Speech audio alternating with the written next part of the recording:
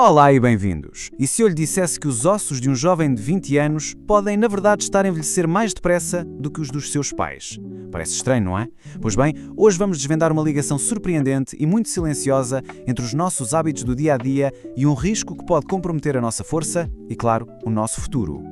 Quando se fala em ossos frágeis ou em osteoporose, qual é a primeira imagem que nos vem à cabeça? Quase de certeza a de uma pessoa mais velha, certo? Mas e se essa ideia já não estiver totalmente correta? E se a base para os ossos fracos na velhice estiver a ser construída silenciosamente décadas e décadas antes?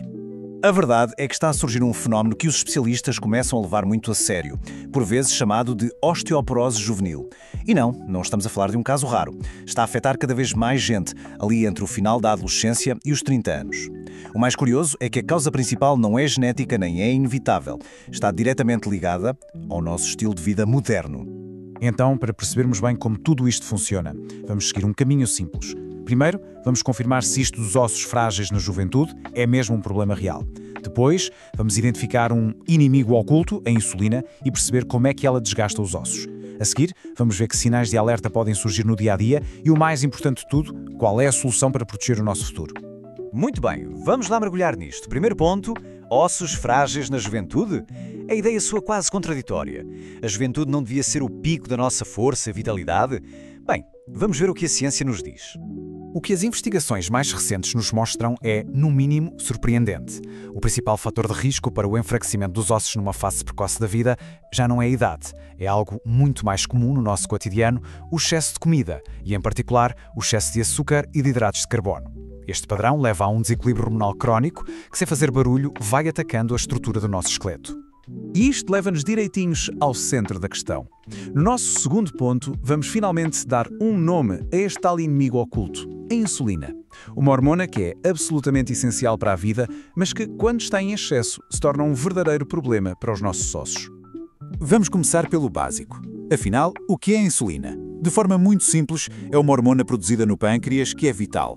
A sua grande missão é gerir os níveis de açúcar no nosso sangue. Ou seja, depois de comermos, a insulina funciona como uma chave que abre a porta das nossas células para o açúcar entrar.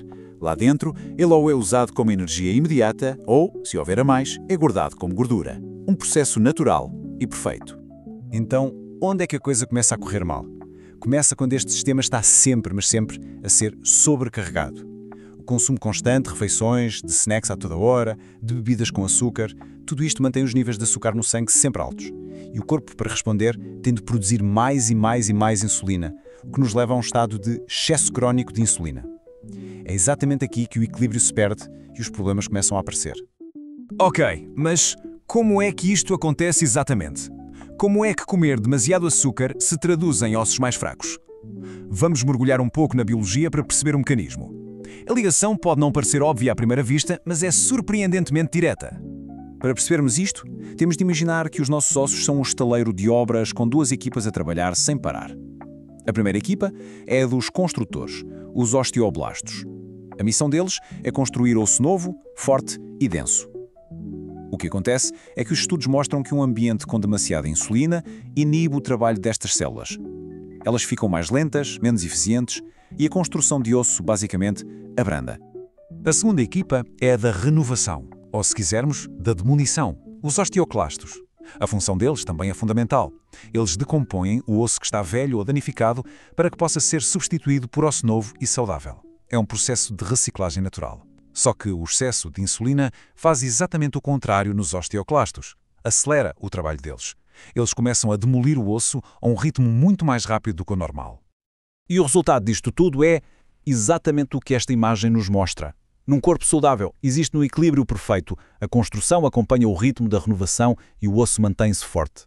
Mas, quando há excesso de insulina, a balança inclina-se perigosamente. A construção fica mais lenta enquanto a demolição acelera. Qual é o resultado final? Uma perda progressiva de massa óssea. Os ossos tornam-se mais porosos e, claro, mais frágeis. E atenção, isto não é só teoria. Vários estudos já o demonstraram na prática. Este gráfico, por exemplo, mostra os resultados de uma investigação feita com jovens. Compararam a densidade mineral óssea de um grupo com uma dieta rica em açúcar com outro grupo com uma dieta pobre em açúcar. Os resultados não deixam margem para dúvidas. O grupo que consumia mais açúcar apresentou, de forma consistente, uma densidade óssea significativamente mais baixa. A ligação é direta. E o problema não fica por aqui. O excesso de açúcar cria ainda outros dois problemas graves para os ossos. Primeiro, interfere com a capacidade do nosso intestino de absorver o cálcio dos alimentos, que é o principal material de construção dos ossos. E segundo, um estado de insulina sempre alta promove uma inflamação crónica de baixo grau por todo o corpo. E a inflamação, como sabemos, é uma grande inimiga da formação de osso saudável. Portanto, o ataque aos ossos acontece em várias frentes ao mesmo tempo. O grande problema disto tudo é que acontece em silêncio, debaixo da superfície. Então, como é que podemos desconfiar que algo não está bem? No nosso quarto ponto, vamos ver alguns sinais de alerta que, por vezes, se manifestam no nosso dia-a-dia. A perda óssea não dói, por isso é que é tão traiçoeira.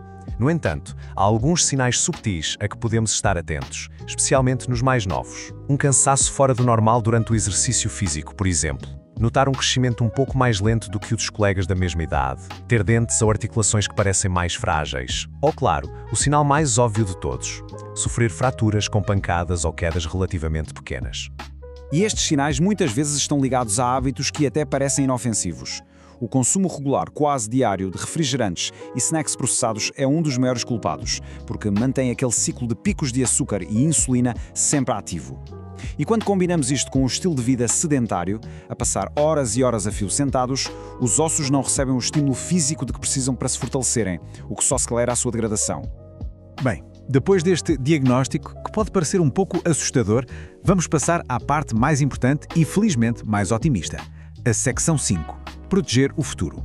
A grande notícia é que, uma vez que este problema é causado pelo estilo de vida, nós podemos revertê-lo e preveni-lo com mudanças nesse mesmo estilo de vida. O plano de ação é bastante claro e assenta em 4 estratégias fundamentais. Primeiro, melhorar a qualidade geral da nossa alimentação. Segundo, introduzir exercício físico, mas do tipo certo. Terceiro, e isto é crucial, reduzir drasticamente o consumo de açúcares. E quarto, uma ferramenta muito poderosa que vamos explorar melhor, a prática do jejum intermitente. Vamos ver isto em detalhe. Na alimentação a ideia é simples. Comida de verdade. Muitos vegetais que nos dão minerais essenciais, proteínas de boa qualidade, como peixe, ovos ou leguminosas, que formam a matriz do osso, a estrutura onde os minerais se agarram. E claro, fontes ricas em cálcio e vitamina D, como os laticínios, os peixes gordos e, muito importante, a apanhar sol de forma segura.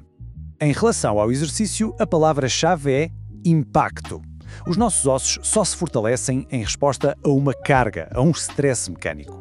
Atividades como caminhadas a passo rápido, corrida, treinos de força, mesmo que seja só com o peso do corpo ou até saltar à corda, são extremamente eficazes. Fazer isto 2 a 3 vezes por semana envia um sinal muito claro ao nosso corpo para construir ossos mais fortes. E agora, o jejum. Por que é que esta prática pode ser tão boa para os ossos? Ora, primeiro e mais importante, ao criar períodos em que não comemos, estamos a quebrar aquele ciclo vicioso de produção constante de insulina. Damos um descanso ao corpo. Só isto já ajuda a reequilibrar o trabalho dos construtores e dos demolidores dos ossos. Mas há mais.